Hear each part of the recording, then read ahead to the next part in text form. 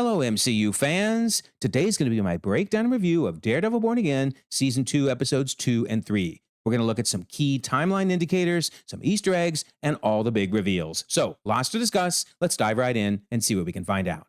Okay, so let's start right off by catching up with Poindexter. So we see him in a church asking about a nun, Sister Maggie, he says. Of course, that's referring to Daredevil's mom, who we met in the Netflix series, Season 3, but she's not there. She's on sabbatical for a year in Rome, so probably she won't be appearing in the series. I'm really suspicious about what Bullseye wanted, because he says, I need absolution, meaning he wants to confess his sins, but notice he's got his knife in his hand. And then, of course, the screen turns blue, giving us an insight into his world and how he sees things. So I don't know if he ended up killing somebody or not, but we'll see if this season gives him the absolution that he's looking for. Okay, so the last thing we saw him do, actually, was saving Daredevil and Cherry from being attacked by the task force. Now, we learn that Cherry is being protected at the hospital by the police, but the task force, of course, barges in, and then we see Detective Kim.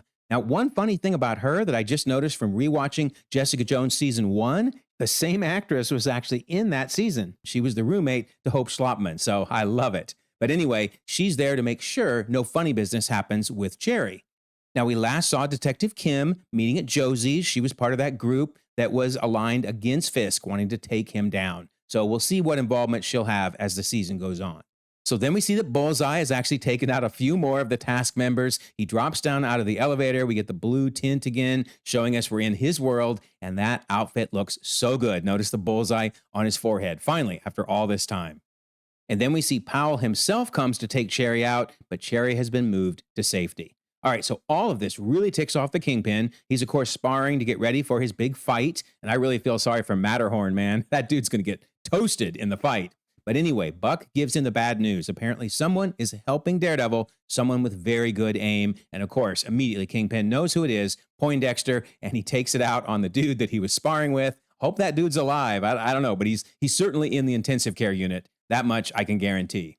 Anyway, we see that Matt and Karen are trying to figure Dex out. Like, what's his deal? And Matt says, so each body Poindexter drops is just another hung on me. So maybe he's doing it to get Daredevil in trouble. And Karen says, yeah, it ticks off Fisk, so that's two birds, one bullet.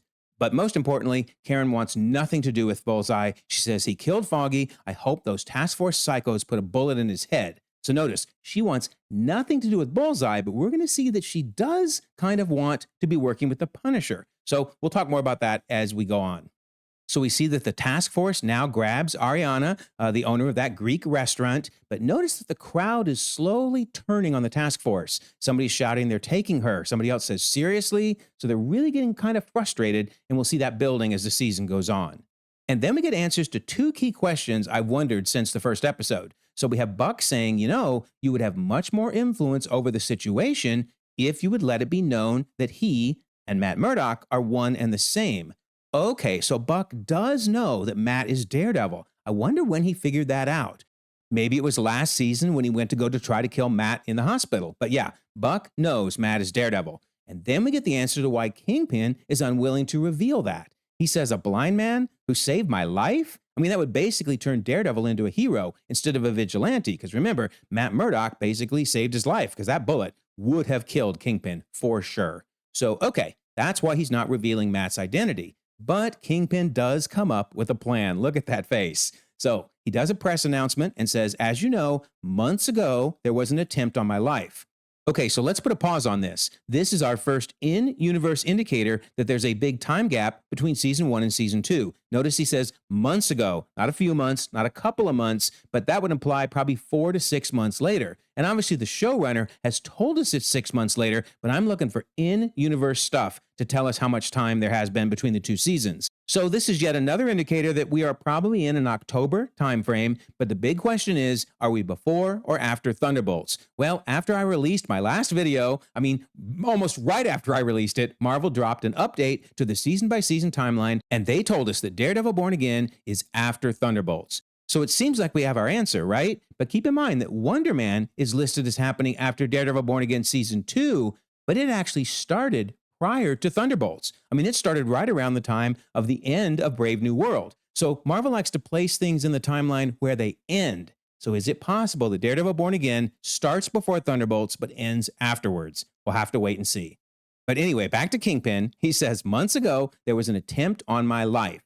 And we have reason to believe that Matt Murdock, the lawyer from Hell's Kitchen, survived the attack on his apartment. So now everyone's out there looking for Matt, right? In fact, he says this is important because Matt Murdock is, and then he says, a hero. Yeah, sure enough, he now has people either looking for Matt Murdock because, he's a hero, or for Daredevil because he's a vigilante. And in fact, Powell sums it up really well. He says, I'll put Matt Murdock in this office and I'll put Daredevil's head on a freaking spike.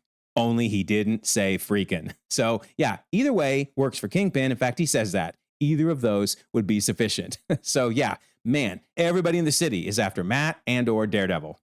All right, so then we see that Cole North survived last season's explosion and he wants back in. Remember, he had been basically stuck to the wall by a knife and was calling for help, but Daredevil knocked him out and we thought, man, he must have died in the explosion. Nope, he actually survived. But we're going to see that he may not be aware of just how ruthless the task force has become as we continue on. All right, so then we see that Sheila is very upset about the leaked footage that's been showing up in those hit pieces on Kingpin. But I will point out it's very blurry. But notice it says 346K views and uploaded 17 hours ago. So keep those 2 points in mind when we then see Daniel saying, I mean, it's pretty underground, Dude, that is not underground. 300 some thousand views. It was out there for 17 hours. You should be freaking out, man. But I do want to point out something funny about Daniel's office. Notice this giant support beam in the middle of his office. Well, on the Born Again podcast, Michael Gandolfini was joking about how this shows that Daniel's pretty low on the pecking order if he has an office that's this, awful. Let's face it. That would be terrible to have that thing right in the middle of the room. Well, anyway, back to the point of it getting so many views on YouTube, he does point out that the Bulletin and other majors are not picking it up. So is it that they're afraid of Fisk? Because obviously they should be picking up on those videos. Also, another helpful timeline indicator, that show looks like a recent ticket to a baseball all-star game. Those are held each year in July. So just another indicator that several months have gone by since season 1. Well, Daniel realizes he's got to wipe the evidence from his laptop, but he's becoming very suspicious that Bibi did this and she's using it in those Kingpin hit pieces. Well, Kingpin is very upset about the situation, and he now knows that Gallo was working with someone. I think this is kind of funny, by the way. They excuse Gallo's death as a car crash. Yeah, you don't get your head mushed in like that in a car crash. But the Kingpin shows Daniel that he found this on Commissioner Gallo's body. Well, that's probably the same business card that Bibi handed to Gallo last season at the Kingpin's gala. Now, of course, Kingpin doesn't know Bibi did it, but he knows someone at that gala must have been working with Gallo. So then Kingpin asks a very important question. Is there anyone in this building you need to protect? And Daniel gives the right answer, you. So yeah, in fact, Kingpin says, good answer. But notice we see this continued father-son type relationship with Daniel. So we need to keep an eye on that. That's going to come up again later. All right, so now Daniel confronts Bibi. He says, do you know what this is? She's like, no, it's not me. Seriously. Oh, totally, Bibi. It is you 100%. But then Daniel says, we could get hurt. And then Daniel says something fascinating. Perhaps this is actually his motto. He says, integrity can cost. Well, he's right. If he were to have integrity, it would cost him, the perks, but it can also cost you your life. So he's kind of thrown his integrity out so he can keep the current position he's in. But we'll see whether that costs him in the end. All right, so then we do get confirmation that Bibi is the Kingpin agitator. I love how she signs off on all these things. I'm Mayor Fisk, and I approve this lie, right? But then we see the camcorder, making this video, and I wish it had a timestamp on it. Come on, give us a specific date, Marvel, please. But anyway, she unmasks herself, and yep, it is indeed Bibi. And it's all the more fascinating because remember, she used an earlier hit piece to talk about how her uncle would actually be so disappointed with her Bibi reports. But at the same time, it was her actually creating this video. So, wow, fascinating. She's working on multiple levels here. But some good news for Bibi is her work is turning some of the public on Fisk. I love this Fisk U graffiti. Notice the I is the ship, which is sunken in the harbor. So very cool.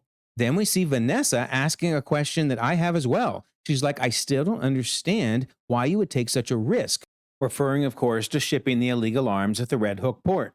And he says, I believe that I can do more good than just New York. So that's another hint that he's working with Val, right, at the CIA level. But Vanessa says something very key. You're doing all of this without an heir.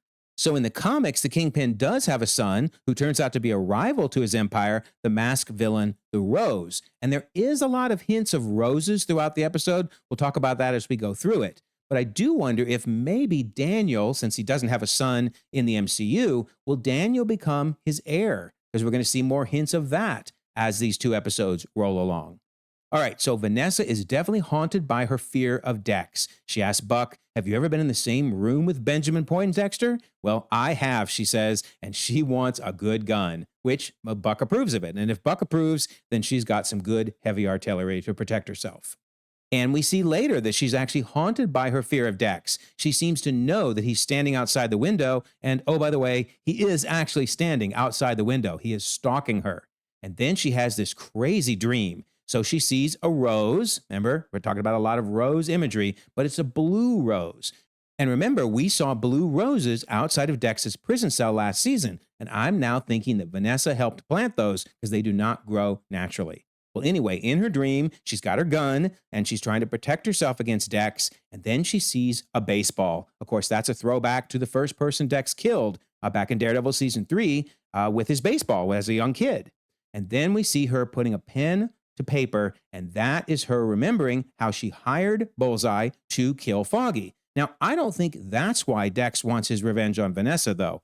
I think it's because afterwards, she sent him into Gen Pop, remember, to basically have him killed. So she used him and then threw him out like garbage. So when she says, I know why you're hunting me, that's why. He wants revenge. So then when she wakes up from her nightmare, she starts talking to Kingpin about the island that they own.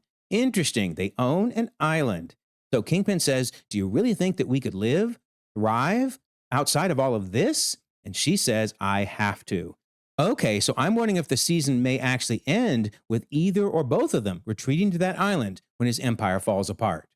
All right, so then we see Soledad and Angela get themselves into some trouble. They head into this convenience store, and actually it's these punk kids stealing some booze that results in the store owner pulling a rifle on them.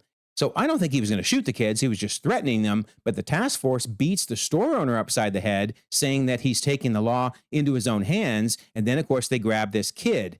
And then Soledad makes a huge mistake. She puts her hand on the task force member. I mean, I wouldn't do that to even a police officer, let alone one of these goons. So now she's assaulting a police officer and she's coming with him, right? But once again, the crowd continues to grow agitated. Hey, what are you doing, man? And eventually they start throwing stuff at the task force bus. And I am really surprised Angela didn't get arrested. Notice she's trying to squirm and get away, shouting no. I'm wondering if maybe this task force member, has an actual soul and decided not to arrest her too. All right, so then we see Angela goes to Kirsten for help. They took my Tia, her aunt. And she also finds out that all this time, Kirsten has been holding on to the white tiger outfit because Soledad didn't want it. And she asks, can I see it? And in fact, we'll see that she's actually going to put it on later in these episodes. All right, so then we see that Josie gets a late night visitor, and it's actually Detective Kim with, I'm assuming, a loyal member of the police force, although someone ratted Josie out to the task force later. So I don't know. Let me know your thoughts on who might have done that. But so Detective Kim says, I wanted to check up on you, make sure everything's all right. And then she drops some important information. Maybe some people are worried about Cherry. Don't worry, he's safe. So she's saying that because she knows that Matt and Karen would overhear it and know that Cherry's okay. All right, so that seems fine. And so Matt and Karen start spending some quality time together, doing a little dancing. But then we see that the task force is now raiding Josie's place. In fact, they call out, we have you surrounded, come out or we'll be forced to remove you. So I think they're just referring to Josie at this point. I don't know if they know that Matt and Karen were there as well, but Josie's saying, get your hands off of me. And luckily, Daredevil jumps down into the scene. Look at Josie's face. She's like, oh my gosh, I didn't sign up for this. But anyway, he kicks all their butts and he says, go somewhere safe. So she takes off, and then he starts beating up some of them inside the bar. They're ready to shoot at him. I love how he slides across the floor to avoid their bullets. And then he heads upstairs and takes on a few more of them. And this is great how he flashes the light in their eyes, which affects them, but obviously doesn't affect him. And he gets a big smile on his face as he beats the crap out of them. Then he realizes Karen is gone. Where did she go? Well, she's down below taking a prisoner.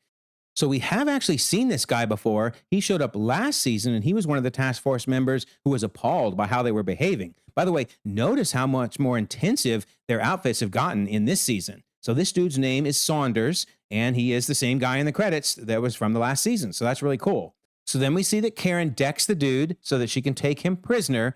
And she and Matt meet at what I'm betting is a prearranged meeting location in case they ever get separated. It's a very familiar Indian restaurant. And by the way, I will point out the rose. All the symbols of roses throughout these 2 episodes are very, very interesting. But anyway, you might recognize this Indian restaurant because it's where they met for their first date back in Daredevil season 2 of the Netflix series. All right, so she says, I have something to show you. So she takes him down to the Punisher's secret lair that we saw last season. And sure enough, she's captured one of the task force members, that guy she decked. And she says, maybe it's time we started hunting them.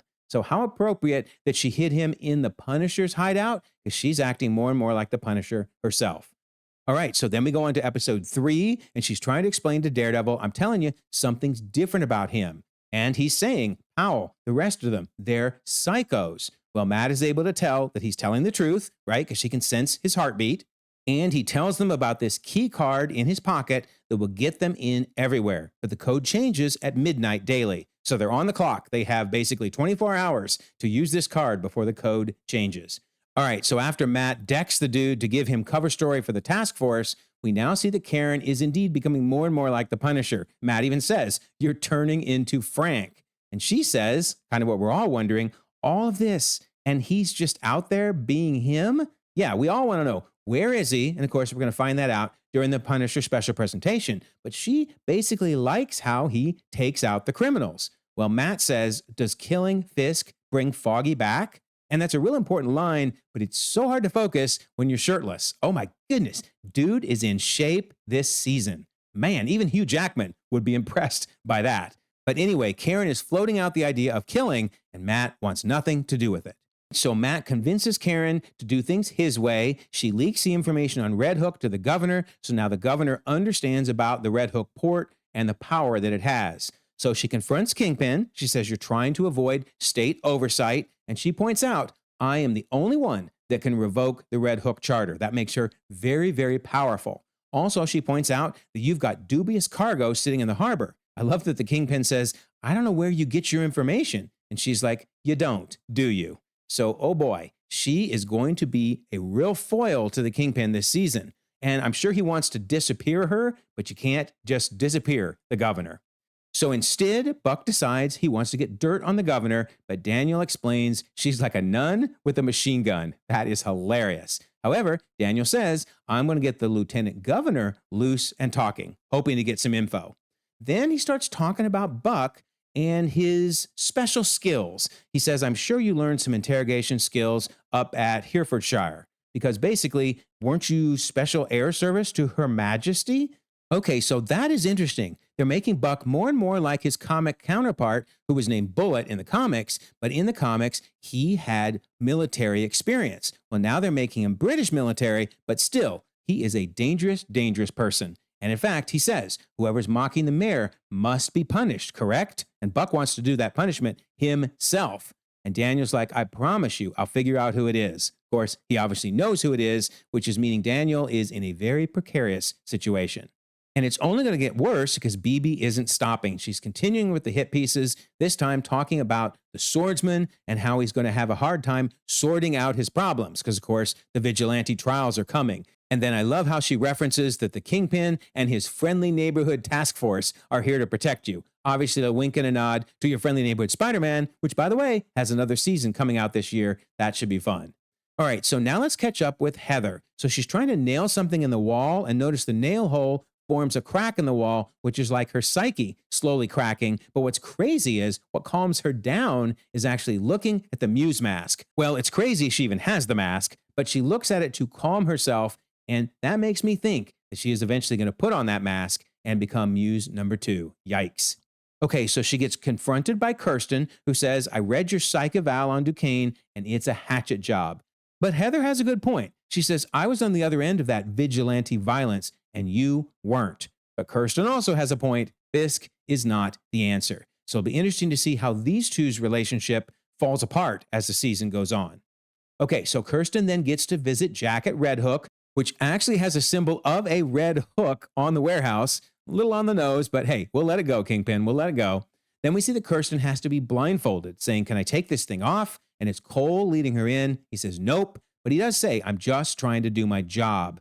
So this is a first hint that maybe this isn't what he signed back up for, right? He's been gone for 6 months. He doesn't realize how evil the task force has become. We'll see another indicator in a moment. But okay, what's interesting is because Kirsten is blindfolded, she picks up things like the glass shattering, the pigeons cooing, the water dripping, the metal clanking, etc. That will be important later. And then finally, they get to the door that requires the key code for access. So she gets to have her meeting with Jack, and he learns that he's the first one, the very first vigilante trial. So yeah, he's right that it is going to be quite a spectacle. And he basically says, the only reason I'm here is because Fisk wanted me to invest in his port project. Because remember, last season is when the Kingpin was saying, the port project is why I wanted to speak with you. Well, also because he knows he's the swordsman. But yeah, Jack is getting hosed. So then we see the cages where Jack's being held, as well as everybody else grabbed by the task force. But I got to wonder, are there more cages somewhere else? Because remember, back in episode 1, we saw Kirsten had a huge stack of files of all the people they were representing. So let me know your thoughts on that. Is this it? Or are there maybe even more somewhere else? Okay, so then we see the trial for Jack is ready to start, but it's pretty much a sham because the judge is looking up at the wall, seeing truth is great and shall prevail. But then the judge takes some aspirin to get rid of her headache because she realizes none of this is about justice. So sure enough, all rise. You can see Hochberg over there on the left, and there's Kirsten representing Jack over on the right. And Fisk and his staff are all ears. They want to see Jack go down, right? So the news is covering the vigilante trial opening statements. So then we see that Kirsten goes up to speak to the judge, and she says, it took me 6 weeks to get access to my client. So just another timeline indicator showing us that it's been a while since the first season. But the judge unfortunately has to tell her that under the Safer Streets initiative, our hands are tied. So I don't even think this is like a crooked judge. She's basically saying, I have to abide by the law, and the Kingpin has laid down the law. So no surprise that at the end of the trial, on the charge of conspiracy to violate the anti-vigilante laws of the state of New York, this court finds you guilty. And Jack says, for the entertainment of the masses. Yes, indeed it was. This was just to show how powerful Kingpin is. And boy, is Kingpin loving it. I mean, what an instant meme this created of the laughing Kingpin.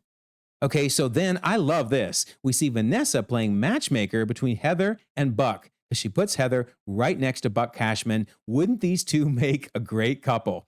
In fact, Buck is saying we have the perfect view of the court. So my guess is this is Vanessa's sly way of keeping an eye on Heather, because now if Heather and Buck are together, that's one more set of eyes on Heather, because you don't mess with Buck. And then we see Buck showing off his observational skills as he points out that Daniel is the heir unapparent. So it's one more reference to this father-son relationship between Daniel and Kingpin. And then he points out there's Sheila waiting with a sharpened blade. And of course, we saw from the brand new Dre trailer that it looks like Sheila is indeed going to still be around. Maybe this is implying she's the next mayor. Interesting. And then I love that Buck says, and I'm the knight. Man, I am so digging Buck. I really hope this dude doesn't die and sticks around for next season. Then we see the Kingpin ready to make a toast. That's him clinking the glass. But the governor jumps right in and says, oh no, I would like to make a toast. Oh man, she is really trying to assert herself. And Vanessa even whispers to Kingpin, she tests you because she fears you. So yeah, going to be real interesting to see how this dynamic plays out. Then we move to Kirsten, who is drinking her sorrows at the bar after losing the Duquesne case. And she tells the bar owner, give me another drink or I'm going to tell those people that you have Pizza Rat smoking crack in your bathroom. Yes, Pizza Rat lives on. Everyone's favorite New York rodent. We cannot forget that dude. But then someone hands her a note, your office now. And it turns out she has a meeting with Daredevil. Now, he says, I need you to tell me everything you saw, when she was taken to Red Hook. But even in the podcast, Charlie Cox talked about having to use the deeper voice. And I'm telling you, it sounded way too much like Batman, right? Even Charlie was like, he felt uncomfortable having to do it. But hey, otherwise, she would have recognized that he was Matt.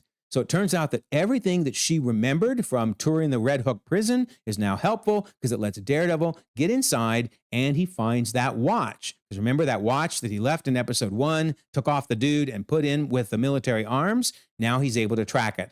So he's just about to do the mission, the whole reason he came in here and to find these arms, when suddenly he hears the other detainees clamoring, shouting, sniffling, crying, basically wanting help. Please help us. So he calls an audible and decides to start freeing all of them. And then as he's freeing them, I think he recognizes Jack. And I say that because he immediately has Jack help leading everybody out. They're coming, let's go. And then he hands Jack a rebar to use as a sword. Look at that face, man. Jack is so happy. He's like, oh, I can work with this. And indeed, he does work with it, pummels that dude, crushes this dude here. And it is worth noting that Tony Dalton said he chipped a rib or something because for 2 or 3 weeks after filming these scenes, he was in bed. So we'll see if he wants to be the swordsman anymore after that.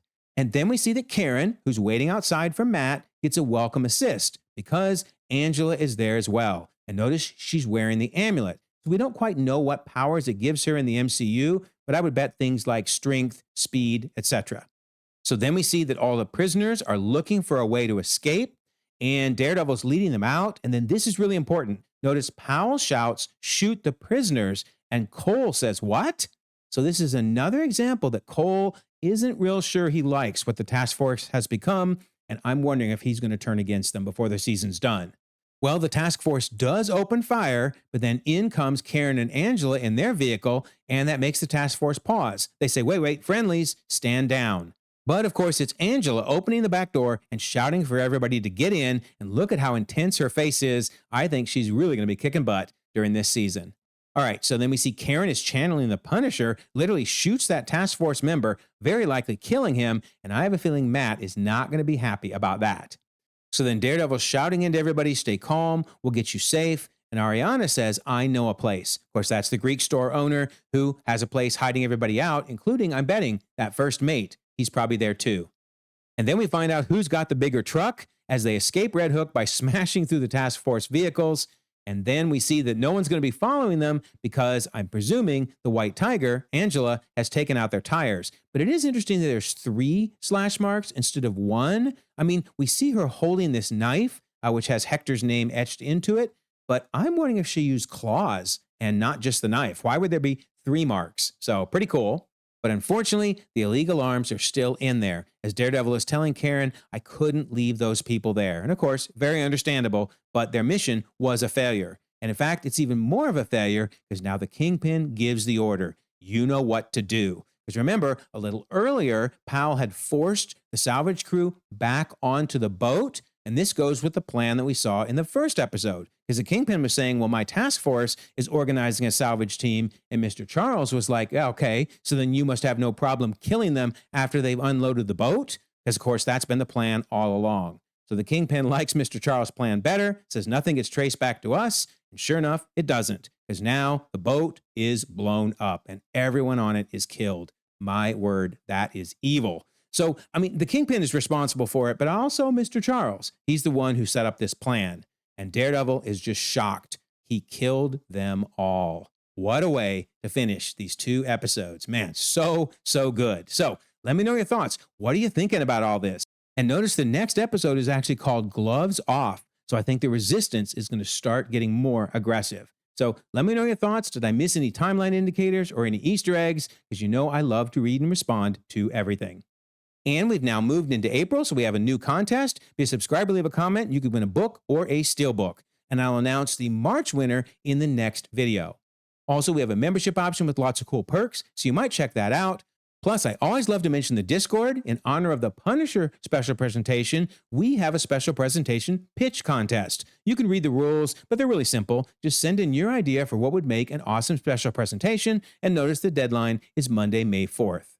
And finally, we're continuing our Doomsday Countdown watch, every day listed below at 7 p.m. Eastern. We watch a different movie or show as we head toward the December 18, 2026 release of Doomsday. So we have 2,600 members across the globe, conversations 24/7, and I'll leave a pinned comment so you can join. Also, if you don't mind, like this video, subscribe if you haven't already. You can check out more content, and we'll all continue to enjoy the ever-growing, the ever-changing Marvel Cinematic Universe.